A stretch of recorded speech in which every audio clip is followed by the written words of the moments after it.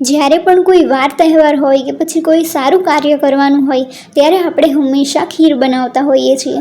તો આજે હું તમારી સાથે એકદમ મલાઈદાર, રબડીદાર અને એકદમ ક્રીમી ટેસ્ટ આવે એવી ખીરની રેસિપી શેર કરું છું. તમે આ રીતે ચોક્કસથી બનાવજો, ખીર બહુ જ ટેસ્ટી બનશે. તો ચાલો બનાવીએ ખીર.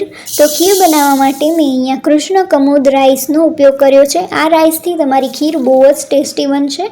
તો અહીંયા મેં 1/4 કપ રાઈસનો ઉપયોગ કર્યો છે. રાઈસને 2 થી 3 વાર ચોખ્ખા પાણીએ ધોઈ લેવાનો છે અને 30 મિનિટ માટે તેને ઢાંકીને રહેવા દેશું.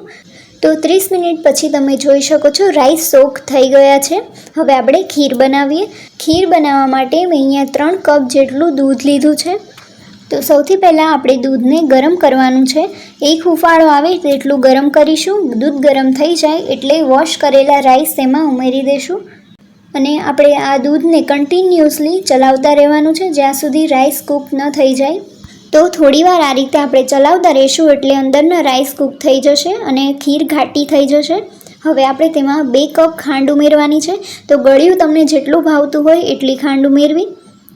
હવે આપણે એમાં ઇલાયચી પાવડર ઉમેરીશું અને એક જાયફળનો ટુકડો ખમણીને ઉમેરીશું. તેનાથી ખીરનો સ્વાદ બહુ જ ટેસ્ટી લાગે છે. તો આપણી ખીર બનીને તૈયાર થઈ ગઈ છે. તમારી ઘરે જ્યારે પણ મહેમાનો આવે અથવા કોઈ પણ તહેવાર હોય તો આવી ખીર જરૂરથી બનાવજો. તમારા ઘરે બધાને બહુ જ ભાવશે.